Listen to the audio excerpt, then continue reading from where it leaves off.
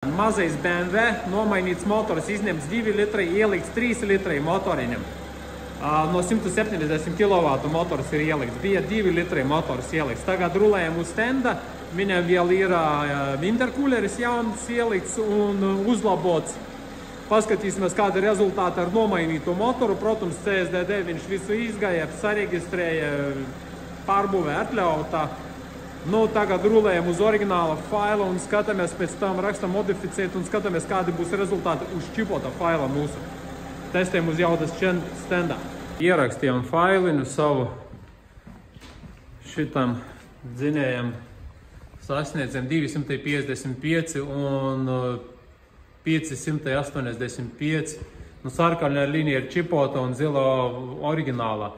Varat redzēt, uz zilas ļoti liela turbobedre bija, un sarkanas izlīdzinājās, bet ir problēmas pie lielākas slodzes, viņam rūbas ārā jauda, pietrūks degvielas spiediena. Mēs tagad brauksim vēlreiz un taisīsim data logus, jo mainīts dzinējs pārtaisīts no 2 litri uz 3.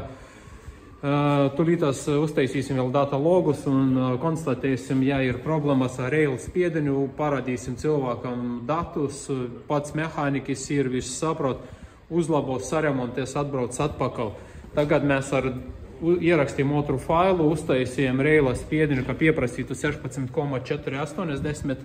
Tā kā vēlreiz tulītās izbrauksim, paņemam kompjus visus un skatāmies, kādi būs rezultāti, protams, un data logi.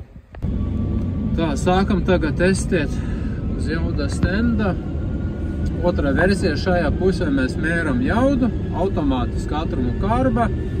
Šeit mēs skatāmies turbīnas spiedienus un reila spiedienus.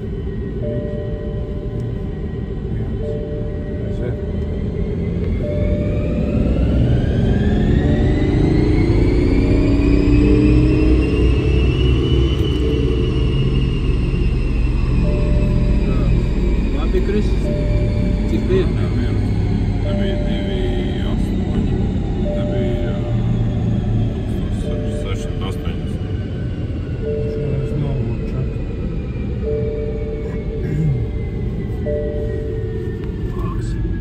Cik turbīna bija? Turbīna bija 2600.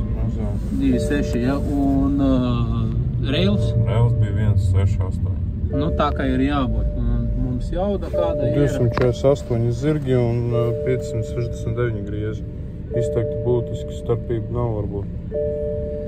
Ir ok, ņemot vērā, kad viņam oriģināli jau nav 31, 32 zirgu un jābūt 500 grieze, bet viņam ir 472.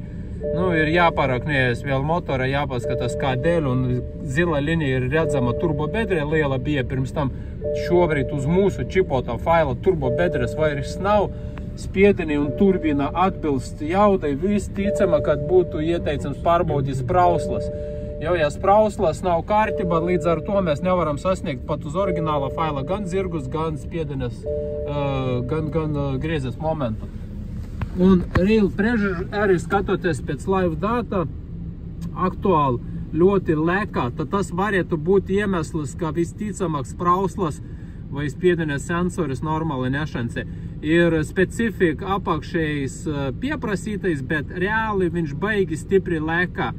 Nu, to nodosim informāciju īpašniekam, viņš to visu sakārtos un jauda būs krietni labāk. Tai mašinai ir jābūt jauda krietni labāk. 650 grieze un 310-20 zirgi, kā minimum būtu jābūt. Bet, nu, dzinējs nav jauns, mašina arī nav jauna, bet rezultāts ņemot vērā ir labs. Ok, Džeki, tiekamies vēlāk.